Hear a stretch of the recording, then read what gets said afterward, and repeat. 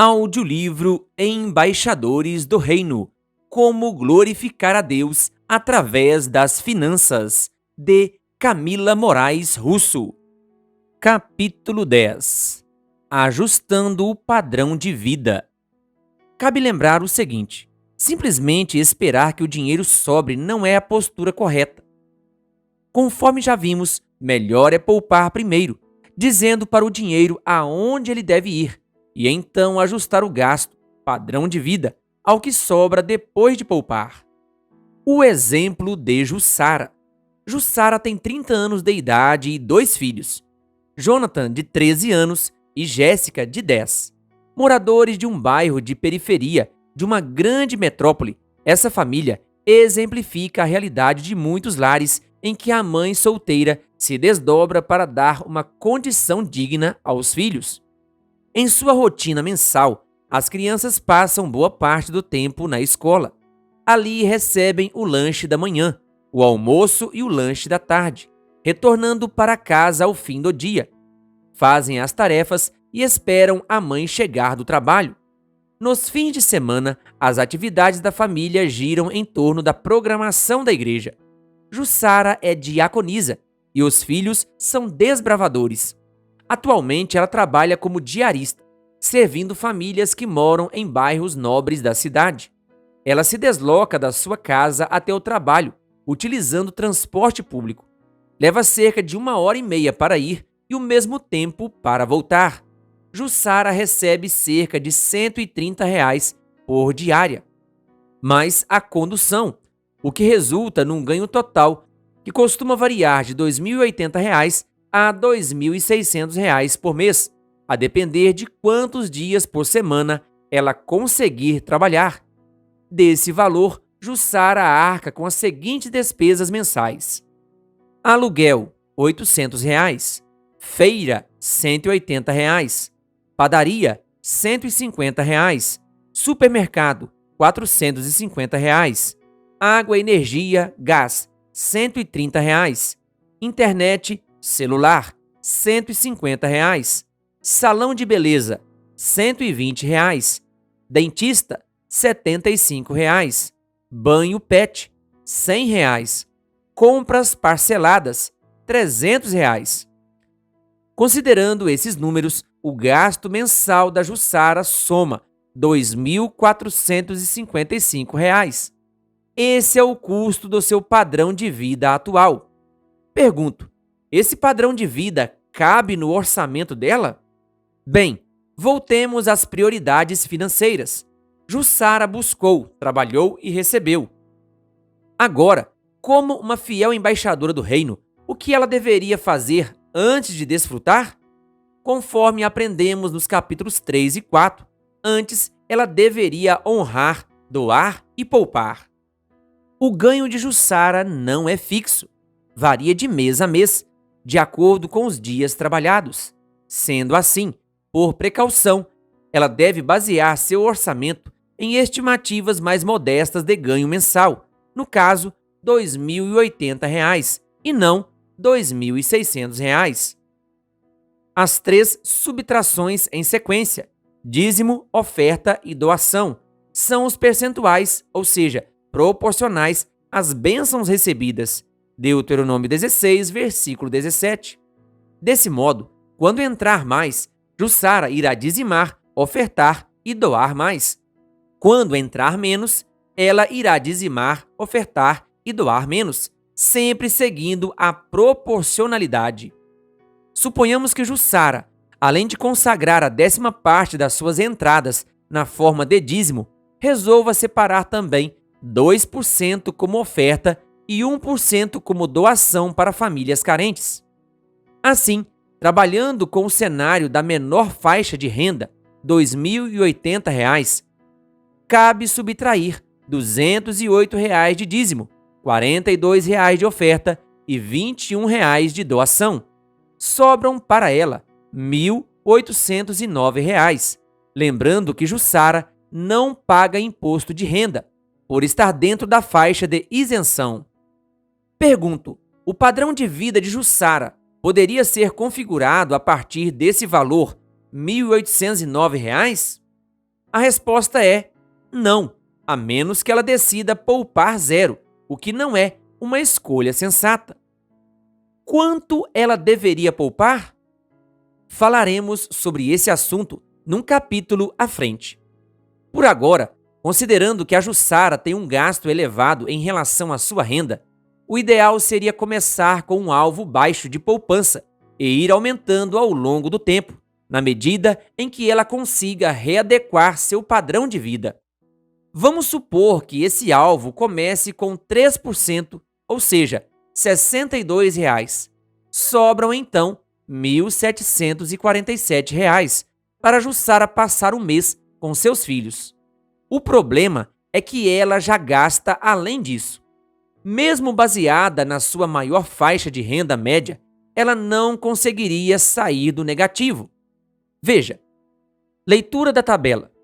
Tendo uma entrada bruta de R$ 2.080, um dízimo 10%, R$ 208, oferta 2%, R$ 42, doação 1%, R$ 21, poupança 3%, R$ 62, entrada líquida R$ 1.747, gasto médio mensal R$ 2.455, saldo negativo R$ 708, entrada bruta R$ 2.600, dízimo 10%, R$ 260, oferta 2%, R$ 52, doação 1%, R$ 26, poupança 3%, R$ 78, entrada líquida R$ 2.184, gasto médio mensal R$ 2.455,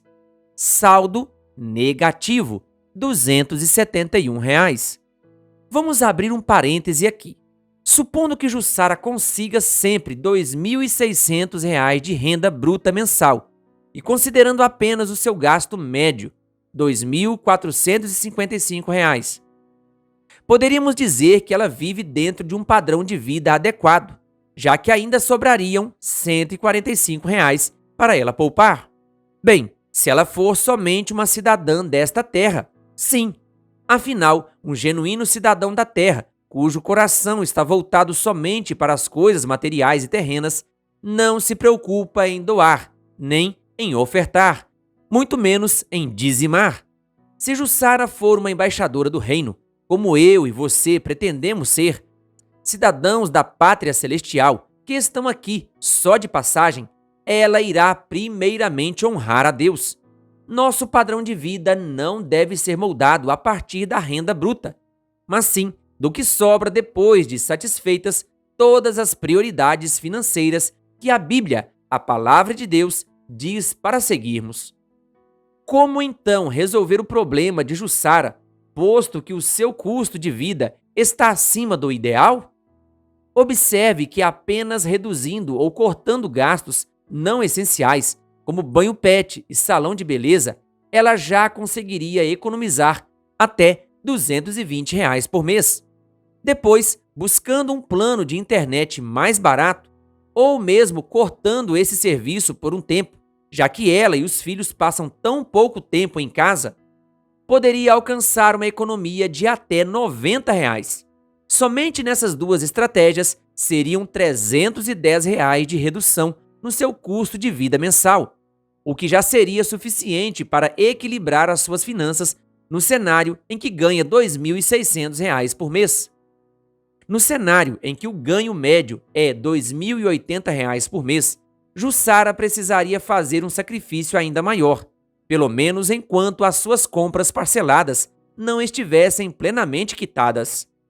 Algumas alternativas seriam adiar o tratamento dentário para um momento futuro, até que pudesse juntar o suficiente para pagá-lo à vista.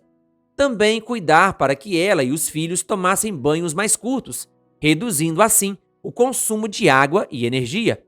Por fim, revisar a lista do supermercado, eliminando todo tipo de compra supérflua. Suponhamos que essas estratégias surtam para ela uma economia extra de R$ 150. Esse valor somado com R$ 310 dos gastos menos essenciais reduziria o custo do seu padrão de vida para R$ 1.995. Isso, porém, ainda não seria o suficiente. Faltariam R$ 248 para fechar a conta. A principal despesa que, caso não existisse, aliviaria muito o peso das costas de Jussara é aquela que se refere às compras parceladas. Até quitá-las, porém, Jussara precisará buscar meios de ganhar mais.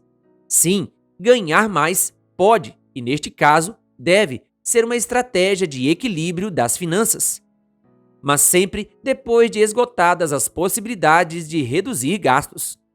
Apenas 2 diárias a mais por mês, alvo factível para ela, seriam suficientes para que Jussara atingisse o ponto de equilíbrio entre suas receitas, prioridades e gastos. Veja, entrada bruta, R$ 2.340. Dízimo 10%, R$ 234. Oferta 2%, R$ 47. Doação 1%, R$ 23. Poupança 3%, R$ 70. Entrada líquida R$ 1.966. Gasto médio mensal R$ 1.955. Saldo positivo R$ 11. Agora faça você. Agora que ajudamos Jussara a resolver suas finanças sem prejuízo das prioridades financeiras ditadas pela Bíblia, convido você a fazer o mesmo exercício em seu orçamento pessoal e familiar. O passo a passo a seguir pode servir de guia. 1. Estime sua receita bruta média. Seja conservador. 2. Subtraia, a partir de percentuais, o valor de cada prioridade financeira. Dízimo, oferta, doação e poupança.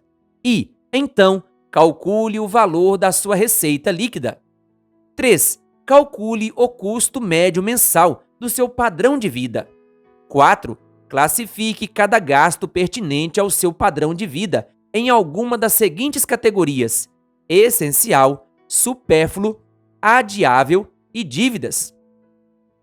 5.